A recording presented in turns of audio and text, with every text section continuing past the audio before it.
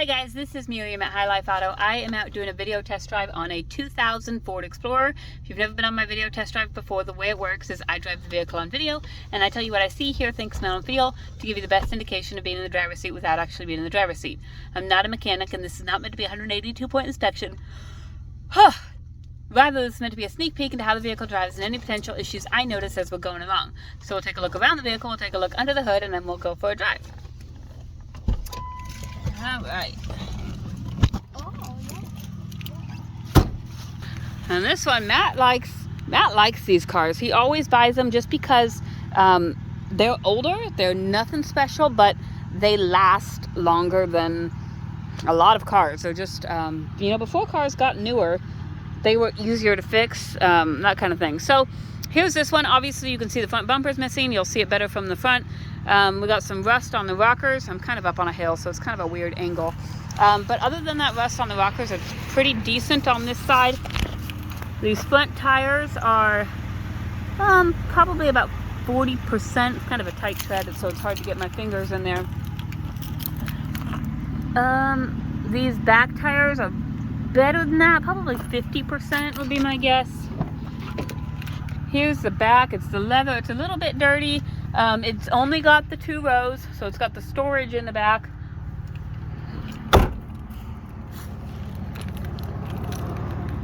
Not bad looking back here. Pull this open. It is the Eddie Bauer, so in 2000 this was the loaded up SUV. So there's this side again. You've got the rust down on the rockers, but not super bad. So here's your bigger part is it's missing a front bumper. So if you want the bumper on there, you can put it on there.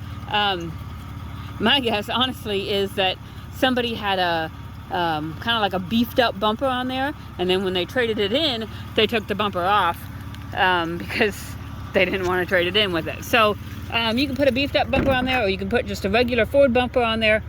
Either one works just fine. I'm gonna pop this hood. The hydraulics don't work, so I gotta hold it up, but it looks like it's been cleaned underneath here. Looks pretty decent. All right. What? Looks like you've got a little bit of paint right up on the top that's kind of chipping by the windshield. Look, kiddo. Look, this thing is broken. Okay, I'll see if I can see it from the inside.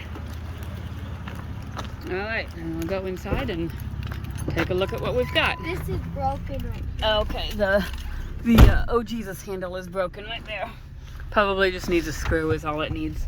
Okay, so this is the one I ran out of gas in at the auction because every once in a while this check gauges light comes on. Your fuel gauge will go down to 0. Your temperature gauge doesn't work. Your RPM gauge goes up.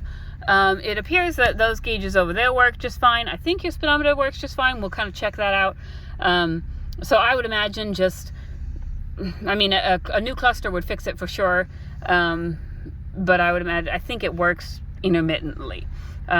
Before this, when I first got in it, this wasn't on, and I was at about 1/4 of a tank. So you see the RPM gauge just went down.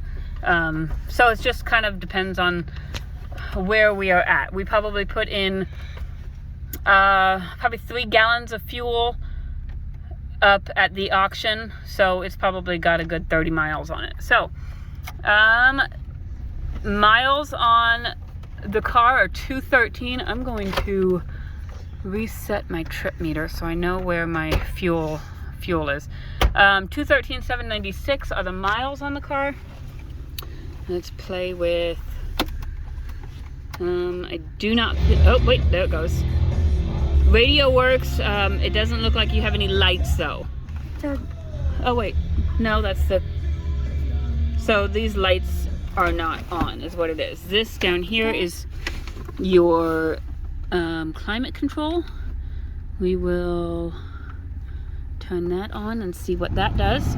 Down here good. You've got an oil change due, low washer fluid. I'll check that when I get back. But it looks like just oil change required. Let's see if it tells me anything else. Status.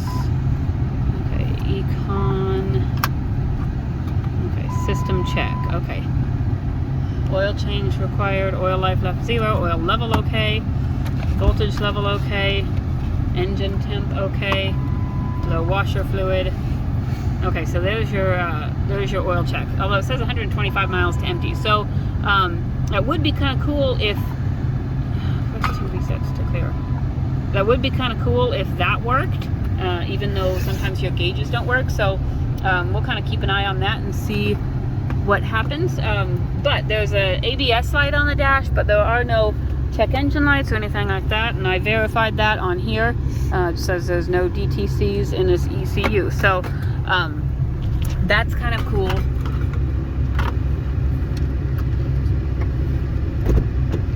Okay, let's check our windows. Passenger side window works. Rear passenger side window works. Rear driver's side window works. And the driver's side window works. Let's go. I'm not warmed up yet. I'm not warmed up yet, kiddo.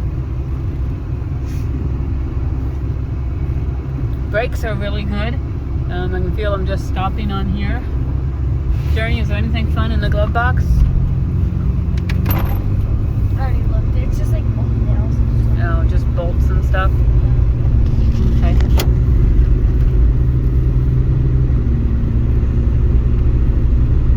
Now the heat's working. It does drive a little bit rough. Not like engine rough, but like tire rough. I don't know if you noticed, those tires are a more aggressive tread, so they're kind of a mud tire. Typically mud tires on the highway, they ride rougher because that's what they're meant to do.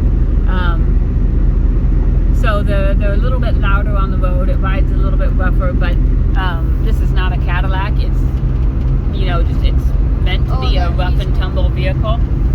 But it's got good power. You know, I rocketed up that hill without any issues. Let me see if I can. Yeah, that heat works really well. We're turning that off. Let's see if we can. You can see my cruise right there works. You can see my RPM gauge. It's kind of just stuck there at 3. It's not working the way it should, but right now you can see my coolant temperature gauge is working and my fuel gauge is working. So that ABS light is on. I do not know why that is on, but the cruise works. Left turn signal works. Right turn signal works. Windshield wipers work. I don't hear any suspension noise. Like, it just sounds a little bit rough driving, tire noise kind of thing. Like I said, brakes are good and solid. No grinding or vibration or pulling. When I kind of get into a clearing, I'll check the horn and see how that works. Flip around. The steering is tight. Just going from side to side. It's very responsive. Horn works. So like Matt said, and this is one of the 4-wheel drive vehicles that's automatic. So it's just, it'll kick in when it feels like it needs 4-wheel drive. Like Matt said, these things are kind of just like, they're kind of like a tank. They're not pretty, they're not special, they're just cheap cars. It's a cheap 4-wheel drive car that'll get you around. Obviously it needs a little bit of work. You know, you can probably replace the cluster and have all that fixed. But other than that, you know, it seems to be a pretty decent vehicle. So if you have any questions, hit me up. You can email me, call me, text me, whatever it is. My cell phone is 309-267-7200, and I will get back to you and answer any of your questions. Thanks, guys.